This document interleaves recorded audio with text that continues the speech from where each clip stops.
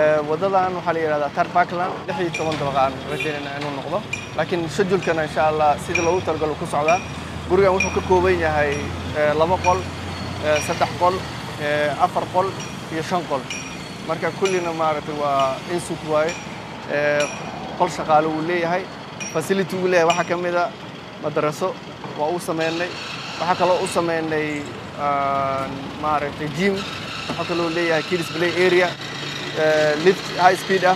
iyo parking oo ku filan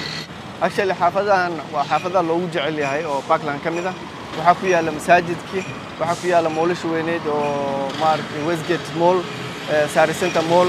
waxa ku yaala aqaqaan istaalada dhinacan naga xiga aqaqaan istaalka iskuuladii way ka dhow yihiin agagaarka all facilities waa diyaar suuq weyn inta ka fudan oo qudaarta ah hadda Westgate Mall wax yar waa u lugeyn karnaa waxa kale oo u dhow Sari Center aad baa loo jecel yahay petrol station-yaasha iyo Java iyo eridan waa ka buuxaan marka xaafadda ugu fiican waaye actually dadkan waxaan ku boorinaynaa waxyaalaha inta ka dhiman guriga badanaa dadka waxay gataan markuu off plankiya dhismihiisa lacagtan si tartiib ah bay u yareynayaan inta projectka ka dhamaanayo waxaan rajaynaynaa projectkan sanadka soo socda adiga bilowgiisa inaan dhamayno insha Allah hooyadaydi macaane kan horaadka kanuugay damalkan harisanayay ma hilmaamo dhibkaago qalbigan ku hayay har alle ducadadan hana qaadka ku gaare jannadii u horeeye balse hooyoy haddaanan ku helin ma haleeley halaale balse hooyoy haddaanan ku helin ma haleeley halaale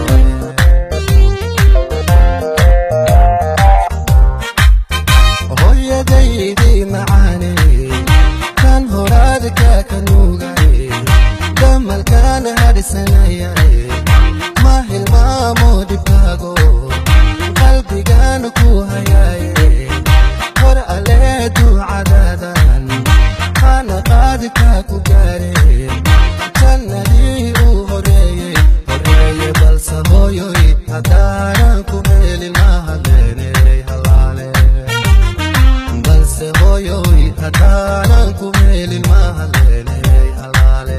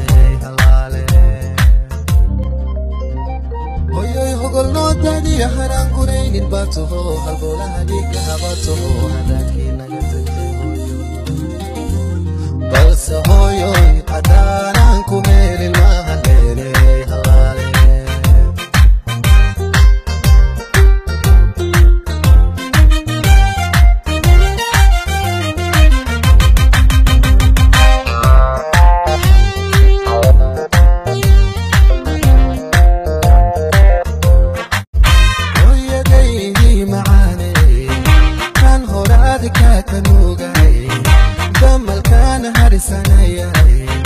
ma hilmaamo dhibkaago qalbigaan ku hayaaye har alle ducadaadan hana qaadka ku gaare jannadii u horeeye balse hooyoy haddaanan ku helin ma haleeley halaale balse hooyoy haddaanan ku helin ma haleeley halaale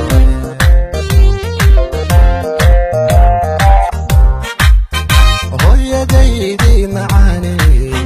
kan horaadka ka nuugaye damalkaan hadhisanayaye ma hilmaamo dhibkaago qalbigaan ku hayaaye